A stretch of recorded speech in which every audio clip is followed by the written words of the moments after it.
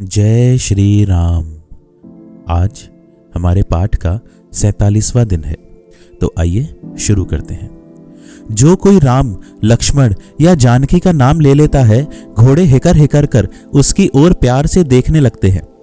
घोड़ों की विरह दशा कैसे कही जा सकती है? वे ऐसे व्याकुल हैं जैसे मणि के बिना सांप व्याकुल होता है। मंत्री और घोड़ों की यह दशा देखकर निषादराज विषाद के वश हो गया। तब उसने अपने 4 उत्तम सेवक बुलाकर सारथी के साथ कर दिए। निषादराज गुह सारथी सुमंत्र जी को पहुंचाकर विदा करके लौटा। उसके विरह और दुख का वर्णन नहीं किया जा सकता। वे चारों निषाद रथ लेकर अवध को चले। सुमंत्र और घोड़ों को देख देख कर वे भी क्षण क्षण भर विषाद में डूबे जाते थे।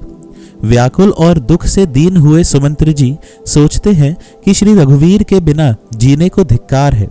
आखिर यह अधम शरीर रहेगा तो है ही नहीं। अभी श्री रामचंद्र जी के बिछुड़ते ही छूटकर इसने यश क्यों नहीं ले लिया? ये प्राण अपयश और पाप के भाड़े हो गए। अब ये किस कारण कूच नहीं करते, निकलते नहीं? हाय, नीच मन बड़ा अच्छा मौका चूक गया। अब भी तो हृदय के 2 टुकड़े नहीं हो जाते। सुमंत्र हाथ मल मल कर और सिर पीट पीट कर पछताते हैं, मानो कोई कंजूस धन का खजाना खो बैठा हो। वे इस प्रकार चले मानो कोई बड़ा योद्धा वीर का बाना पहनकर और उत्तम शूरवीर कहलाकर युद्ध से भाग चला हो।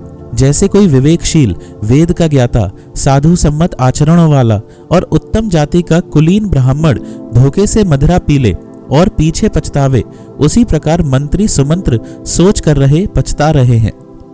जैसे किसी उत्तम कुल वाली, साधु स्वभाव की, समझदार और मन वचन कर्म से पति को ही देवता मानने वाली पतिव्रता स्त्री को भाग्यवश पति को छोड़कर पति से अलग रहना पड़े, उस समय उसके हृदय में जैसा भयानक संताप होता है, वैसे ही मंत्री के हृदय में हो रहा है। नेत्रों में जल भरा है, दृष्टि मंद हो गई है, कानों से सुनाई नहीं पड़ता।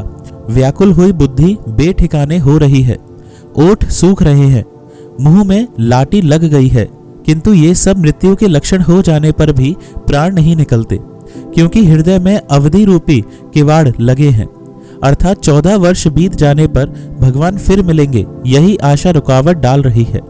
सुमंत्र जी के मुख का रंग बदल गया है, जो देखा नहीं जाता। ऐसा मालूम होता है मानो इन्होंने माता पिता को मार डाला हो। उनके मन में राम वियोग रूपी हानि की महान ग्लानि पीड़ा छा रही है। जैसे कोई पापी मनुष्य नरक को जाता हुआ रास्ते में सोच कर रहा हो। मुंह से वचन नहीं निकलते, हृदय में पछताते हैं कि मैं अयोध्या में जाकर क्या देखूंगा। श्री रामचंद्र जी से शून्य रथ को जो भी देखेगा वही मुझे देखने में संकोच करेगा, अर्थात मेरा मुंह नहीं देखना चाहेगा। नगर के सब व्याकुल स्त्री पुरुष जब दौड़कर मुझसे पूछेंगे, तब मैं हृदय पर वज्र रखकर सबको उत्तर दूंगा। जब दीन दुखी सब माताएं पूछेंगी, तब हे विधाता मैं उन्हें क्या कहूंगा? जब लक्ष्मण जी की माता मुझसे पूछेंगी, तब मैं उन्हें कौन सा सुखदायी संदेशा कहूंगा? श्री राम जी की माता जब इस प्रकार दौड़ी आवेंगी, जैसे नई ब्याई हुई गौ बछड़े को याद करके दौड़ी आती है, तब उनके पूछने पर मैं उन्हें यह उत्तर दूंगा कि श्री राम, लक्ष्मण, सीता वन को चले गए। जो भी पूछेगा उसे यही उत्तर देना पड़ेगा। हाय, अयोध्या जाकर अब मुझे यही सुख लेना है। जब दुख से दीन महाराज, जिनका जीवन श्री रघुनाथ जी के दर्शन के ही अधीन है, मुझसे पूछेंगे, तब मैं कौन सा मुंह लेकर उन्हें उत्तर दूंगा कि मैं राजकुमारों को कुशल पूर्वक पहुंचा आया हूं। लक्ष्मण, सीता और श्री राम का समाचार सुनते ही महाराज तिनके की तरह शरीर को त्याग देंगे। प्रियतम श्री राम जी रूपी जल के बिछुड़ते ही मेरा हृदय कीचड़ की तरह फट नहीं गया। इससे मैं जानता हूं कि विधाता ने मुझे यह यातना शरीर ही दिया है, जो पापी जीवों को नरक भोगने के लिए मिलता है। सुमंत्र इस प्रकार मार्ग में पछतावा कर रहे थे। इतने में ही रथ तुरंत तमसा नदी के तट पर आ पहुंचा। मंत्री ने विनय करके चारों निषादों को विदा किया। वे विषाद से व्याकुल होते हुए सुमंत्र के पैरों पड़कर लौटे। नगर में प्रवेश करते मंत्री ग्लानि के कारण ऐसे सकुचाते हैं मानो गुरु ब्राह्मण या गौ को मारकर आए हों। सारा दिन एक पेड़ के नीचे बैठकर बिताया। जब संध्या हुई तब मौका मिला। अंधेरा होने पर उन्होंने अयोध्या में प्रवेश किया और रथ को दरवाजे पर खड़ा करके वे चुपके से महल में घुसे। जिन जिन लोगों ने यह समाचार सुन पाया वे सभी रथ देखने को राजद्वार पर आए।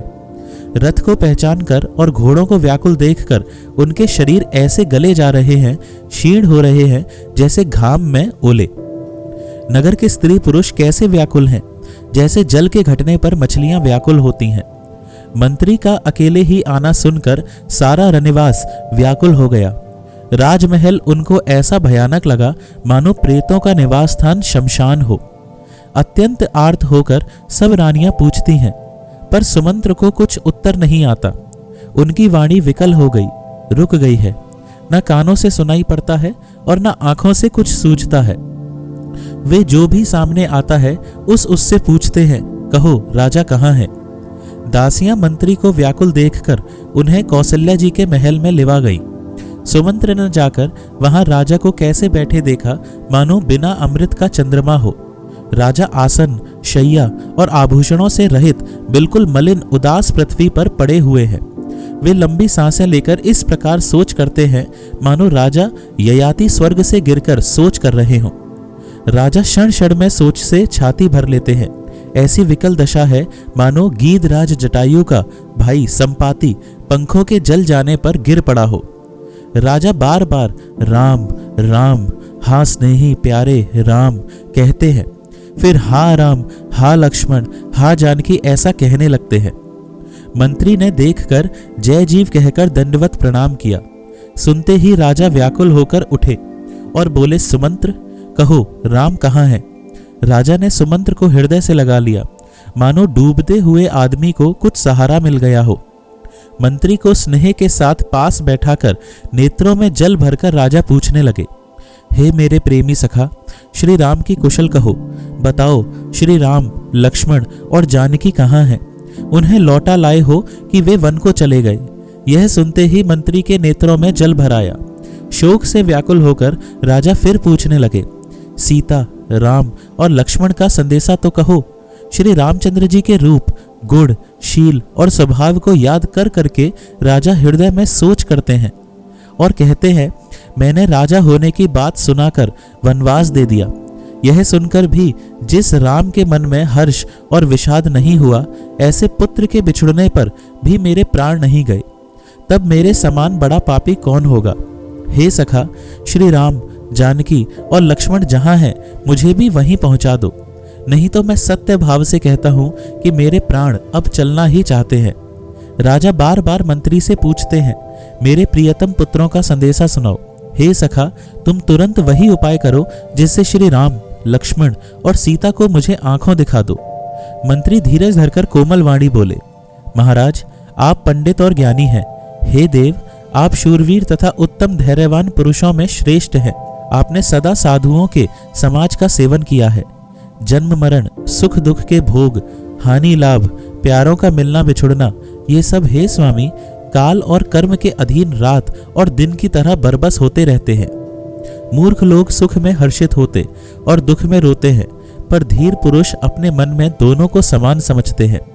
हे सबके हितकारी रक्षक, आप विवेक विचार कर धीरज धरिए और शोक का परित्याग कीजिए। श्री राम जी का पहला निवास मुकाम तमसा के तट पर हुआ, दूसरा गंगा तीर पर। सीता जी सहित दोनों भाई उस दिन स्नान करके जल पीकर ही रहे। केवट निषाद राज ने बहुत सेवा की। वह रात सिंगरौर श्रृंगवेरपुर में ही बिताई।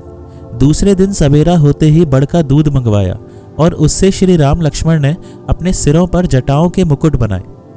तब श्री रामचंद्र जी के सखा निषाद राज ने नाव मंगवाई। पहले प्रिया सीता जी को उस पर चढ़ाकर फिर श्री रघुनाथ जी चढ़े। फिर लक्ष्मण जी ने धनुष बाण सजाकर रखे और प्रभु श्री रामचंद्र जी की आज्ञा पाकर स्वयं चढ़े। मुझे व्याकुल देखकर श्री रामचंद्र जी धीरज धरकर मधुर वचन बोले, हे तात, पिताजी से मेरा प्रणाम कहना और मेरी ओर से बार बार उनके चरण कमल पकड़ना। फिर पांव पकड़कर विनती करना कि हे पिताजी, आप मेरी चिंता ना कीजिए। आपकी कृपा, अनुग्रह और पुण्य से वन में और मार्ग में हमारा कुशल मंगल होगा। हे पिताजी, आपके अनुग्रह से मैं वन जाते हुए सब प्रकार का सुख पाऊंगा। आज्ञा का भलीभांति पालन करके चरणों का दर्शन करने कुशल पूर्वक फिर लौट आऊंगा। सब माताओं के पैरों पड़ पड़कर उनका समाधान करके और उनसे बहुत विनती करके तुलसीदास कहते हैं, तुम वही प्रयत्न करना जिसमें कौशलपति पिताजी कुशल रहें। बार बार चरण कमलों को पकड़कर गुरु वशिष्ठ जी से मेरा संदेशा कहना कि वे वही उपदेश दें जिससे अवधपति पिताजी मेरा सोच न करें। हे तात, सब पुरवासियों और कुटुंबियों से निहोरा अनुरोध करके मेरी विनती सुनाना कि वही मनुष्य मेरा सब प्रकार से हितकारी है जिसकी चेष्टा से महाराज सुखी रहें। भरत के आने पर उनको मेरा संदेशा कहना कि राजा का पद पा जाने पर नीति न छोड़ देना, कर्म, वचन और मन से प्रजा का पालन करना और सब माताओं को समान जानकर उनकी सेवा करना। और हे भाई, पिता, माता और स्वजनों की सेवा करके भाई पने को अंत तक निभाना। हे तात, पिताजी को उसी प्रकार से रखना जिससे वे कभी किसी तरह भी मेरा सोच ना करें। लक्ष्मण जी ने कुछ कठोर वचन कहे, किंतु श्री राम जी ने उन्हें बरच कर फिर मुझसे अनुरोध किया और बार बार अपनी सौगंध दिलाई और कहा, हे तात, लक्ष्मण का लड़कपन वहां न कहना। प्रणाम कर सीता जी भी कुछ कहने लगी थी, परंतु स्नेहवश वे शिथिल हो गईं। उनकी वाणी रुक गई, नेत्रों में जल भर आया और शरीर रोमांच से व्याप्त हो गया। उसी समय श्री रामचंद्र जी का रुख पाकर केवट ने पार जाने के लिए नाव चला दी। इस प्रकार रघुवंश तिलक श्री रामचंद्र जी चल दिए और मैं छाती पर वज्र रखकर खड़ा खड़ा देखता रहा। मैं अपने कलेश को कैसे कहूं, जो श्री राम जी का यह संदेशा लेकर जीता ही लौट आया। ऐसा कहकर मंत्री की वाणी रुक गई। वे चुप हो गए और वे हानि की गिलानी और सोच के वश हो गए। सारथी सुमंत्र के वचन सुनते ही राजा पृथ्वी पर गिर पड़े। उनके हृदय में भयानक जलन होने लगी। वे तड़पने लगे। उनका मन भीषण मोह से व्याकुल हो गया, मानो मछली को मांझा व्याप गया हो, पहली वर्षा का जल लग गया हो। सब रानियां विलाप करके रो रही हैं। उस महान विपत्ति का कैसे वर्णन किया जाए। उस समय के विलाप को सुनकर दुख को भी दुख लगा और धीरज का भी धीरज भाग गया। राजा के रावले रनिवास में रोने का शोर सुनकर अयोध्या में बड़ी भारी कोहराम मच गया। ऐसा जान पड़ता है मानो पक्षियों के विशाल वन में रात के समय कठोर वज्र गिरा हो। राजा के प्राण कंठ में आ गए, मानो मणि के बिना सांप व्याकुल मरणासन्न हो गया हो। इंद्रियां सब बहुत ही विकल हो गईं, मानो बिना जल के तालाब में कमलों का वन मुरझा गया हो। कौशल्या जी ने राजा को बहुत दुखी देखकर अपने हृदय में जान लिया कि अब सूर्य कुल का सूर्य अस्त हो चला।